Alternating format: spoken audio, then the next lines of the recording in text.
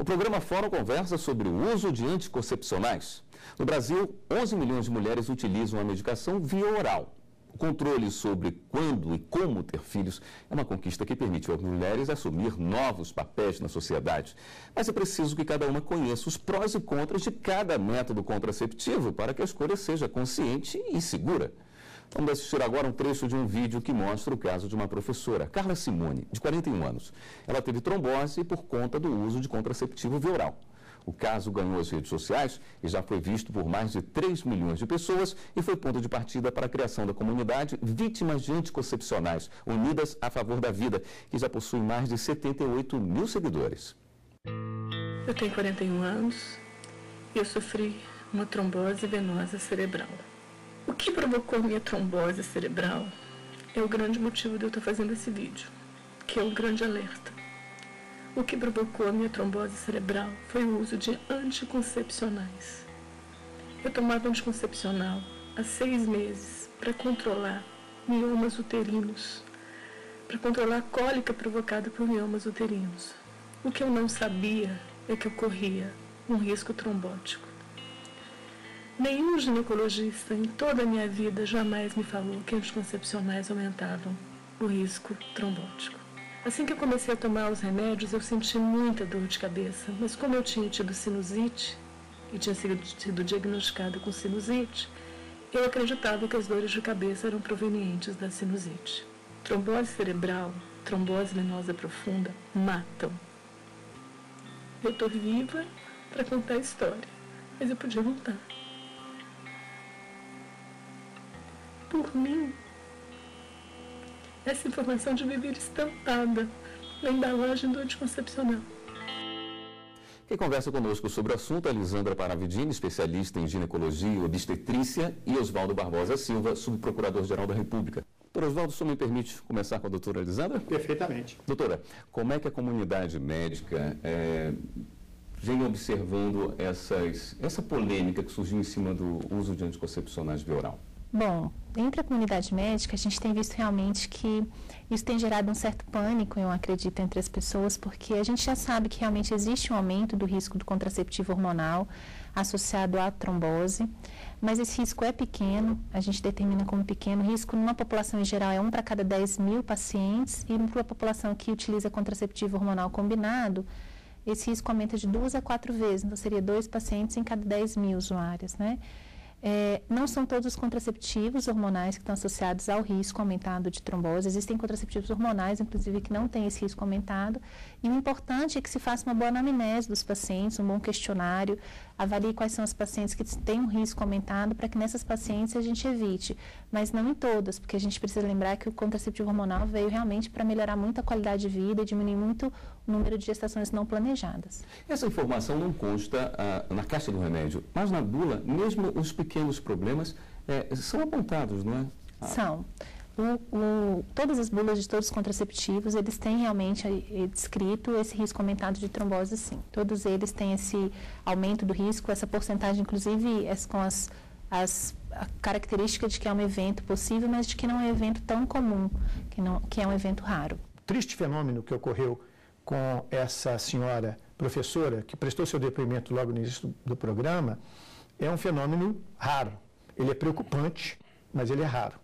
E aí nós teríamos que estudar caso a caso o que aconteceu efetivamente com essa professora para apurar as responsabilidades, né? Se houve um problema de negligência, de imperícia ou de imprudência no trato com essa paciente, ou se efetivamente ela caiu nesse risco estatístico que eventualmente seria indetectável pelo médico através do processo da anamnese.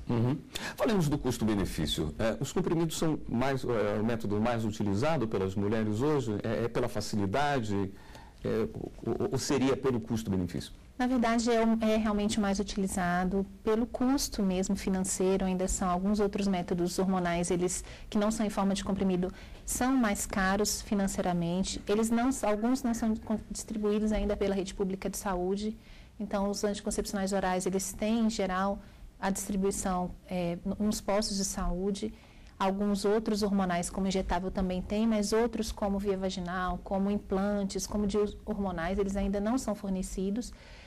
São mais divulgados realmente, então entre as amigas, eu uso essa pílula, qual é que você usa? Então realmente tem essa determinação de uso entre as usuárias, eles comentam muito esse método e ele tem uma série de benefícios. Então assim, falando não só dos riscos, a gente tem o benefício não só do contraceptivo, mas ele tem uma melhora diminui realmente o sangramento, ele diminui cólica menstrual, ele melhora a pele, muitos anticoncepcionais melhoram a pele, tem a parte estética, eles melhoram o cabelo, eles diminuem a oleosidade da pele. Então, algumas pacientes até procuram muito no consultório, antes de ter relação sexual, inclusive, por esses efeitos estéticos e pelo efeito de melhora da cólica menstrual ou melhora do sangramento menstrual. Então, além do contraceptivo, eles têm ainda esse papel de benefício. É possível, num bate-papo com o paciente, mesmo que seja uma entrevista mais extensa, seria o quê? 10 minutos? Seria um tempo razoável? É possível se identificar e se cortar a possibilidade de uma trombose? A anamnese realmente é bem importante. Ela pode durar 5 minutos, 10 minutos, dependendo do caso. Então, uma paciente jovem que não tem nenhuma doença, nunca fez nenhuma cirurgia, ele vai durar muito menos. Mas uma paciente que tem idade maior, em geral, dura um pouco mais, porque ela já tem algumas doenças associadas à idade.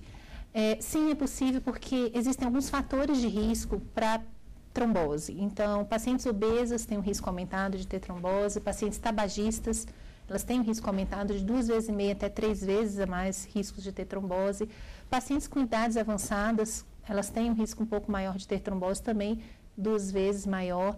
E pacientes que têm história familiar de trombose. Então, minha mãe teve uma trombose, a irmã teve uma trombose, ou ela mesma teve uma trombose anterior. Essas pacientes, elas têm que ser orientadas ainda mais sobre esse risco. A gente não sabe a história dessa paciente do vídeo, então, realmente, a gente não sabe se ela tem alguma outra doença ou se ela tem alguma história de diabetes, hipertensão, que pode ter alguma associação com a trombose. A gente não sabe o índice de massa corpórea, então eu não sei esse dado com relação a essa paciente. Mas sim, no caso de um consultório médico, é possível orientar sobre isso, é possível orientar a paciente quando é importante que ela use uma medicação ou outra. Lembrar que existem contraceptivos hormonais, a gente está falando sobre risco de trombose, mas existem contraceptivos hormonais que não causam trombose.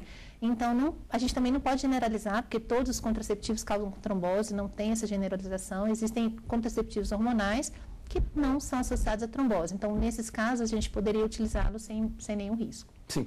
Nós pegamos um caso específico para se exibir de exemplo, só para poder ilustrar. Mas, na verdade, a nossa preocupação é justamente para que as pessoas em casa tenham essa tranquilidade e saber como deve acontecer essa relação entre paciente e médico, não é? Havia uma queixa de que ela não havia sido alertada pelo médico desse risco. Mesmo com uma incidência tão baixa de problemas de trombose para quem usa o anticoncepcional, seria dever do médico ter alertado sobre isso? Nós podemos questionar aí alguma questão de ética médica? Esse fenômeno é um fenômeno muito complexo. Nós não podemos generalizar, por exemplo, o caso da professora. O caso da professora, sob o ponto de vista da responsabilidade, eu não sei se foi um médico do SUS, ou se foi um médico de um plano de saúde, ou se foi um médico puramente privado. Para cada uma dessas situações, você teria um tipo de responsabilidade civil. Se fosse do SUS, é responsabilidade do Estado. Responsabilidade objetiva. Então, caberia ao Estado provar que o médico não agiu com negligência, imperícia ou imprudência. Se fosse plano de saúde ou privado, aliás, se fosse plano de saúde, cairia no Código do Consumidor. Dependendo da circunstância, o ônus da prova, da imprudência, da negligência ou da imperícia, caberia ou à própria professora ou ao plano de saúde. E o privado, não, o privado é uma relação que não é de consumo, né? É uma relação de honorários, de confiança, então é o próprio que se sente prejudicado que teria que fazer a prova, que é uma prova difícil. A indústria farmacêutica ou os médicos em geral relaxem no seu dever de informar o cliente. Neste caso, as bulas, como disse a doutora Elisandra, estão ali, né? E se cada brasileiro pegar a bula de um remédio que ele está tomando e ler os efeitos adversos... Ele nem toma. Nem toma. Nem um simples analgésico. Ele não toma. Ele precisa ter uma relação de confiança com o seu médico. Assim como tem que ter com o seu advogado e com o seu padre. Né? Se você não tiver essa relação, a coisa não vai andar. É verdade. Nós vamos para um rápido intervalo, voltamos já com o programa Fórum. O Fórum está de volta e continuamos a nossa conversa sobre o uso de anticoncepcionais. Mas antes vamos assistir a mais uma reportagem produzida pela equipe da TV Justiça. Nas farmácias, todo medicamento deve estar bem armazenado e com temperatura adequada. A exposição do medicamento ao sol pode provocar a perda da eficácia do remédio. Mas existem casos em que o produto já sai da fábrica com defeito de qualidade. Recentemente, o Tribunal de Justiça de São Paulo manteve uma decisão e condenou um laboratório farmacêutico a pagar R$150 mil de indenização por danos morais para uma mulher que engravidou. O laboratório recorreu e disse que o lote da pílula não teria sido comercializado, mas a Justiça entendeu que a empresa teve responsabilidade pelos danos causados. Segundo este advogado, a empresa tem por obrigação rastrear o lote e recolher os produtos do mercado. Quando você consegue comprovar que o produto já saiu da fábrica defeituoso, né, com algum defeito ou sem o seu princípio ativo, a responsabilidade vai ser atraída para cima da empresa produtora.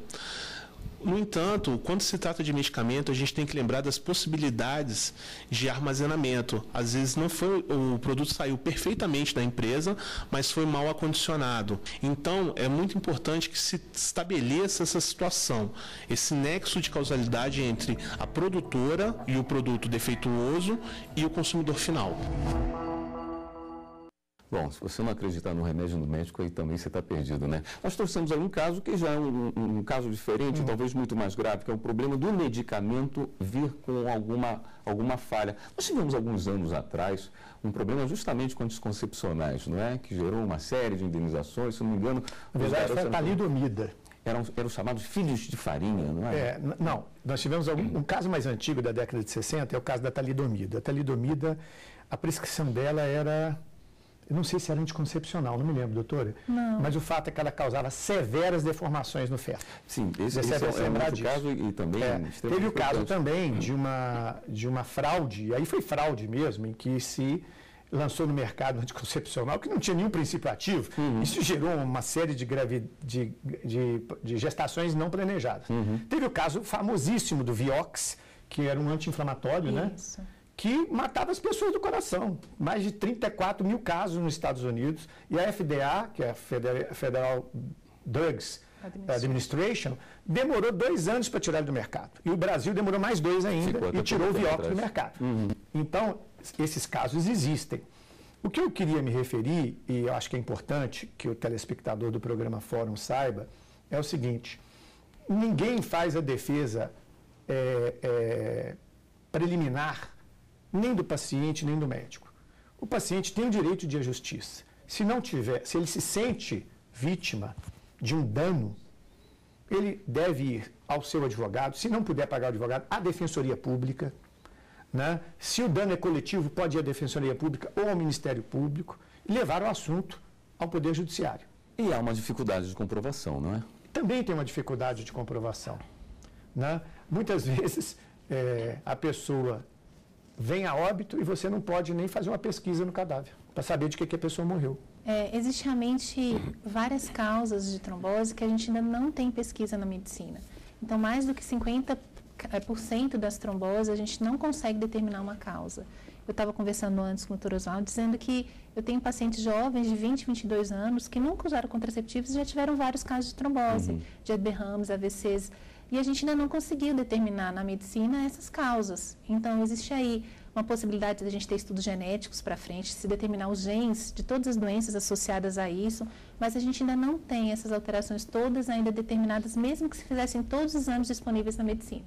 A senhora já disse que a questão da trombose causada por anticoncepcionais é uma situação muito rara. Quais são as doenças mais comuns provocadas ou reações? As mais comuns são aquelas mais simples, enjoo, porque o anticoncepcional ele realmente ele passa pelo trato digestório, né, pelo trato gastrointestinal, dor de cabeça é bem comum, paciente queixar de alterações de manchas na pele, algumas pacientes não têm melhora da pele, elas têm alguma piora da pele, dependendo do contraceptivo, tem pacientes que têm aumento de produção de pelos, porque pode acontecer em alguns contraceptivos, aumento de pequenos varizes, pequenos vasos superficiais, isso pode acontecer até muito mais comum do que a trombose. E me questionam muito se aumenta o risco de câncer, né? Câncer de mama, câncer de ovário, câncer de útero. A gente ainda não tem essa comprovação com relação ao anticoncepcional. Ele tem um fator protetor para câncer de ovário e para câncer de endométrio, e está sendo pesquisado aí se existe ou não alguma alteração com relação à mama, mas a gente ainda não tem essa comprovação. E outra pergunta que me fazem muito é se altera fertilidade, se está associado, se eu usar anticoncepcional há muitos anos, eu vou atrapalhar em engravidar. Não, ele não, realmente não tem essa associação com fertilidade, não. As queixas referentes a remédios são comuns no Brasil? São muito comuns. Pelo remédio e pela falta dele. Então, às vezes, você tem uma pessoa reclamando do remédio, como é o caso desses anticoncepcionais, e às vezes as pessoas reclamam pela falta dele, né? Você vê o fenômeno da judicialização da saúde hoje está muito ligado à impossibilidade do poder público, seja federal, estadual, municipal, dispensar medicamentos a todos que deles necessitam. O cobertor é curto e nem sempre o medicamento já está com autorização na Anvisa e já está incorporado à chamada Relação Nacional de Medicamentos, RENAME, que é uma relação que o SUS, o Sistema de Saúde, está obrigado a comprar para distribuir gratuitamente para a população. Então, muitos remédios que às vezes estão em fase de pesquisa, né, eles têm que terminar a pesquisa, depois alguém interessado em ir na Anvisa e obter o registro, e depois levar à Comissão Nacional de Incorporação e Tecnologia, CONITEC, para que ela, um ano depois de fazer vários testes e exames, coloque aprove, né, faça a incorporação e o SUS tenha que prescrever esse medicamento gratuitamente, dispensar esse medicamento gratuitamente. O drama é que, às vezes, especialmente no caso das chamadas doenças raras, alguém ouviu o passarinho cantar lá na Suíça, que um laboratório da Suíça está produzindo um remédio que vai salvar você da síndrome de XY, que é uma síndrome raríssima. O medicamento custa $400 mil a dose, e o indivíduo entra na justiça, e o juiz dá, e o gestor de saúde tem que arranjar um jeito de trazer esse medicamento, senão ele vai preso ou vai pagar uma multa. Com isso, você desorganiza completamente a gestão orçamentária e financeira da saúde. Mas, para citar um exemplo nacional, nós temos a fosfoetanolamina, que agora cura câncer, né? O indivíduo está trabalhando lá no laboratório dele, faz alguns exames e revela no YouTube que a fosfoetanolamina cura câncer. Todo mundo que está em câncer terminal fica desesperado, quer sobreviver. E aí sai correndo e pede para o juiz determinar que ele forneça a fosfoetanolamina. É bem verdade que a USP tem um grupo de trabalho que estão testando a fosfoetanolamina e estão na fase 2. Para você poder chegar e pedir o registro na Anvisa e na Conitec, tem que estar na fase 4. Mas as pessoas estão morrendo. A pessoa está vendo sua mãe, seu filho morrer, qualquer coisa que dê para ele, pode ser que resolva. Pode até ser que resolva. Como quem é mais velho vai se lembrar da cura do câncer com casca de perroxo. Na década de 70, uma grande empresa de televisão, que eu não preciso citar o nome, mas a maior do Brasil, colocou no seu programa de domingo que casca de perroxo curava câncer. Né? Tinha um médico lá para dizer que casca de perroxo curava, um cientista. E aí o ipê roxo no Brasil amanheceu sem casca. Onde tinha uma árvore de perroxo, estava pelado. Não curou ninguém. Né? A fosfoetanolamina não é cara, é baratíssima. Produz com coisa. Mas se você vai receitar um troço, alguma coisa que você não está comprovado cientificamente, né? Esse é o grande problema da judicialização. É você obter alguma informação dessa e sair, e muitas vezes é muito caro, você retirar dinheiro, por exemplo. Você imagina um gestor de saúde que tem lá 3 milhões para combater a disenteria, que vai matar 50 crianças de disenteria. Ele tira o dinheiro da disenteria para comprar medicamentos de uma doença rara, de um medicamento que não está aprovado no Brasil e está lá na Suíça. Isso é um problema gravíssimo. Hoje, judicialização, só para encerrar essa minha digressão, significou nos últimos 5 anos para o orçamento do Ministério da Saúde cerca de 4 bilhões de reais. 4 bilhões de reais que foram tirados da gestão orçamentária e financeira da saúde em União, Estado e Município para atender ordem judicial. E eu estou falando o seguinte, quero deixar bem claro, quando está faltando um medicamento que é registrado na Anvisa e que tem protocolo clínico, diretriz terapêutica, que é o remédio aprovado pelo Conitec, e o SUS não dispensa, o SUS está errado. Então você tem que ir à justiça. Agora, quando você está querendo um medicamento que não passou por essas fases, o SUS não está errado, né?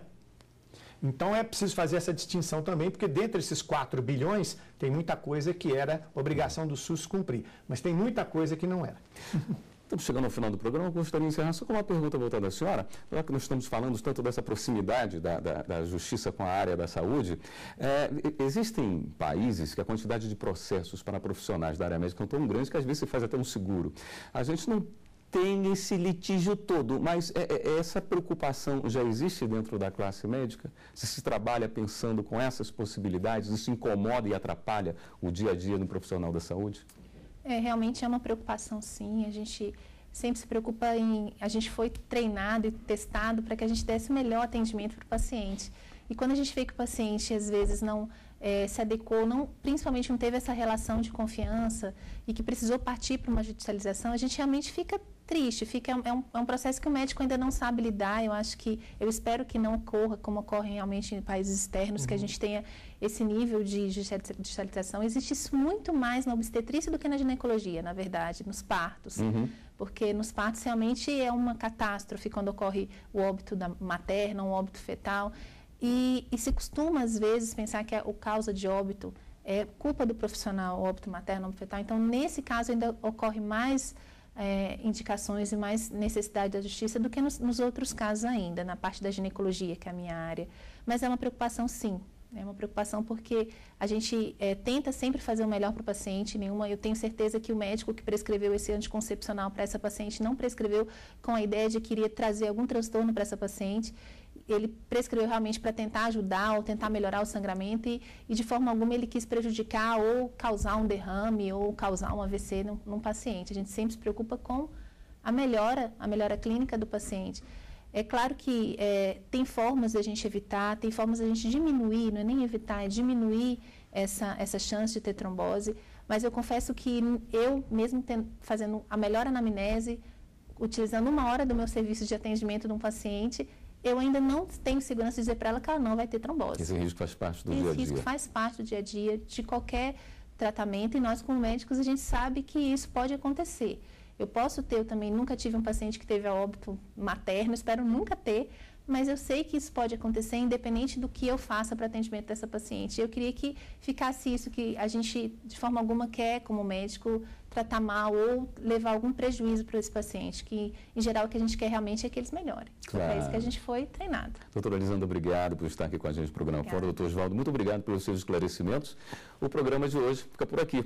Nós conversamos sobre o uso de anticoncepcionais. Quem nos ajudou na discussão foi Lisandra Paravidini, especialista em ginecologia e obstetrícia, e Oswaldo Barbosa Silva, subprocurador-geral da República. Você quer participar do nosso programa? Pode enviar sua sugestão para o e-mail forum@stf.jus.br. E você também pode ver esta e outras entrevistas no site. É só acessar tvjustiça.jus.br. Até o próximo programa.